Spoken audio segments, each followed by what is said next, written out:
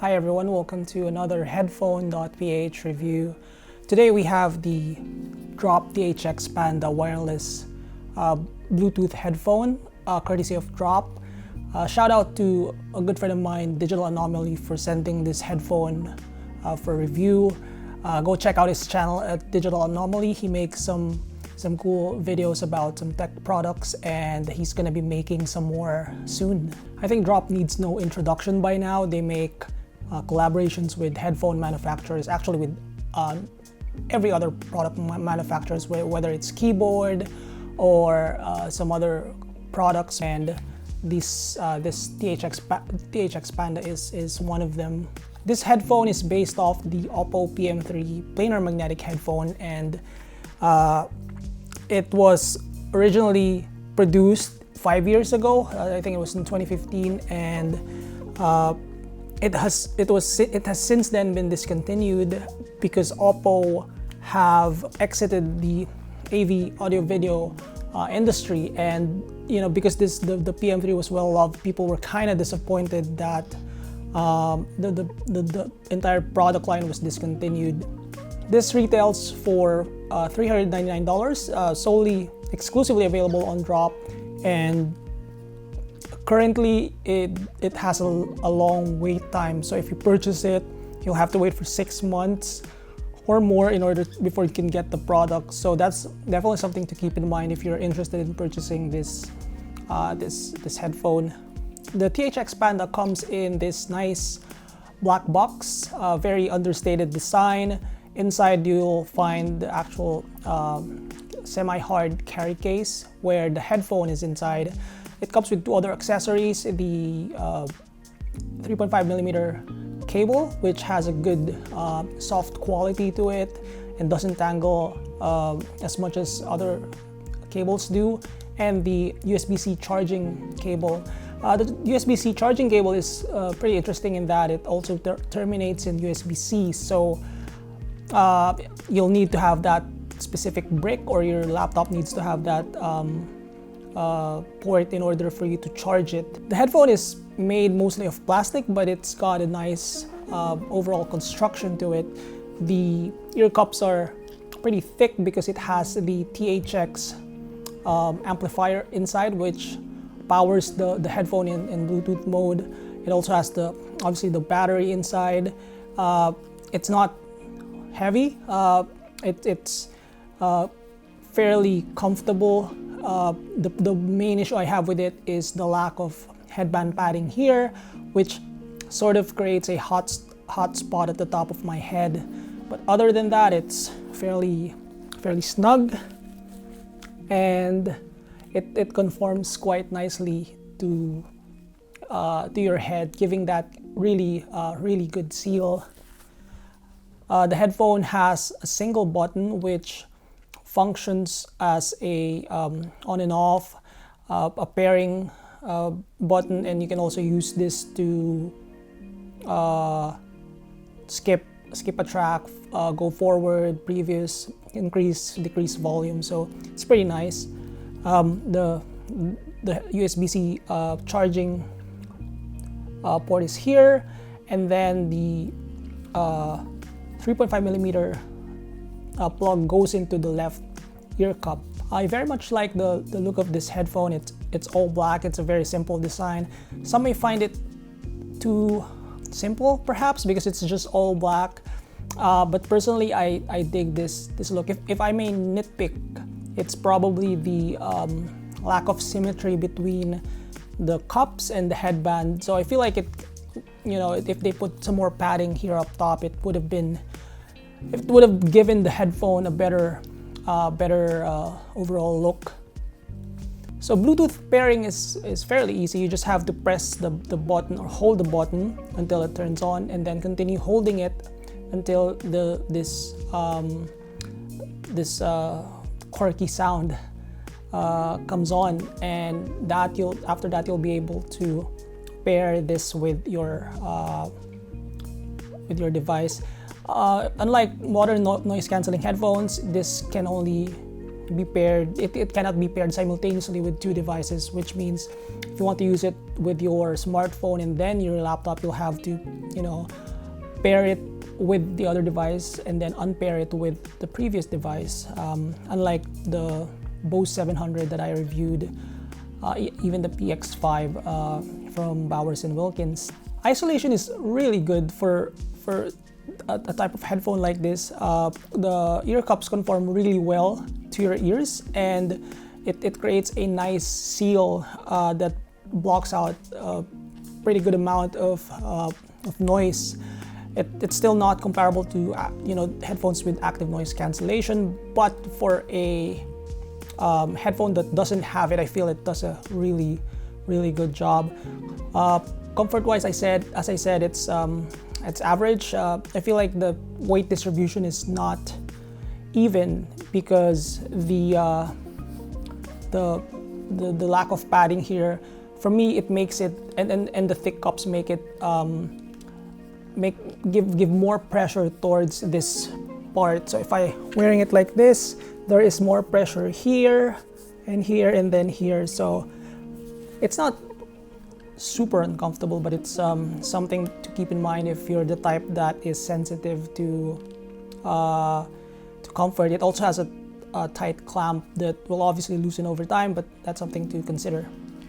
The THX Panda sounds more like a wired headphone than it is a wireless headphone, and I've reviewed a bunch of wireless headphones previously, noise cancelers and things like that, and while we can say that the quality has improved over time, they still sound, they still have a distinct sound to them. They can always be uneven in their bass frequency, like the mid-range is kind of artificial, treble is smooth out. This one is it's not the case with this one. The tonal balance is very agreeable. It's got a warm, full-bodied bass and mid-range frequencies. So the bass has good sub-bass extension. It extends fairly deep into the sub-bass where you get that nice punch and impact. And the low mid-range, going to the lower mid-range, it's also very weighty, which means that it has that really big sound on those frequencies. Unlike some of the other headphones where they tend to sort of like reduce that part or not accentuate it as much. Now the bass is not flat bass, so there is some bleed to the mid-range, but it's not really unpleasant. I feel if anything it adds to that like warm character of the headphone. The mid-range, the upper mid-range is slightly recessed, which if you have headphones that are forward in that area, then you'll immediately find this to be dull sounding, specific to that area at least, where some instruments, electric guitars can come to life. With this one, it's a little muted. It's still, you can still hear it. It still has good quality, but it's a little muted because of the elevation in the bass frequencies as well. Lower treble, it goes back up, and there's some unevenness in the treble area, but as a whole, it has a very present treble that's not overly smoothed out, but at the same time, it's never harsh or sibilant. So, if you are sensitive to harsh treble and things like that, then you will find this to be a good option for listening. So all in all, I find the THX Panda to have a favorable tuning in that it's a warm sounding headphone. It plays safe with most genres, but at the same time the treble has good clarity and is not overly smooth out like most wireless headphones, but it's also not bright or very aggressive sounding like for example the Odyssey Sign. So in the end, the balance of this headphone, especially as a wireless headphone, is exceptional. I did have a chance to listen to the PM3 sometime like many years ago, and I find that it has more bass and less treble than this. So I feel like this one, they sort of like corrected the balance balance a bit without making it like bright, because a lot of times headphone manufacturers tend to overdo it when they make adjustments to how the headphone sounds. The soundstage is your typical closed sealed headphone. I feel like the soundstage also has some relation to when a headphone seals very well, and then when it also doesn't leak noise.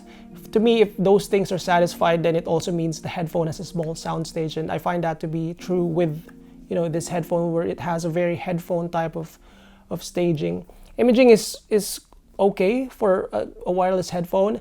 I think the weighty signature, as good and as warm as that sounds, it sort of hinders the headphone from being able to like image like lower frequencies and slightly higher frequencies than that better than a headphone that has a like lower level in that. So the example that I can give is the Focal Spirit Classic. The Spirit Classic has a very similar signature to this, except that the mid-range upper bass is not as thick as this one, and as a result, it has more finesse in being able to display or portray the music in those specific areas. Comparing it again to Odyssey Sign, the Sign is the opposite of this. It is leaner sounding, like the treble is brighter.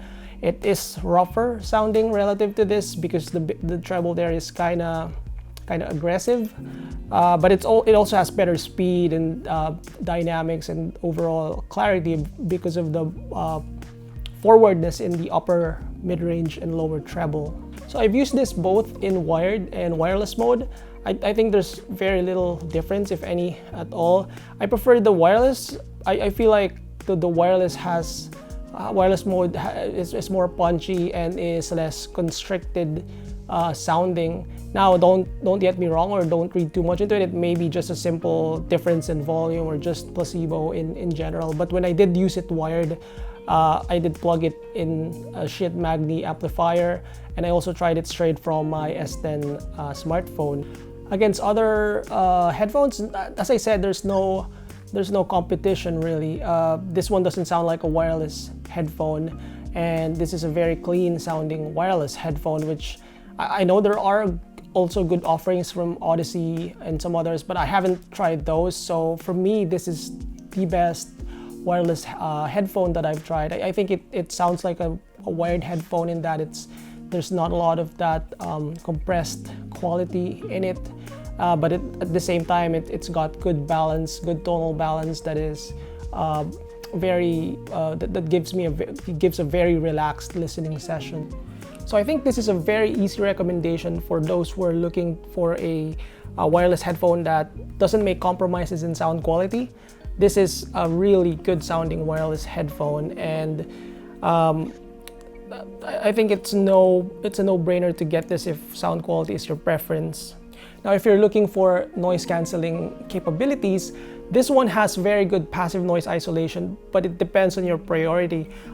If you want if you want passive noise isolation and don't mind the other noises that can come in that passive noise isolating headphones are not going to be able to handle, then you can get this one. But if you travel frequently and can't really stand like airplane noise or subway station noise, then this is not going to be enough. This doesn't have enough noise isolation to reduce those noises.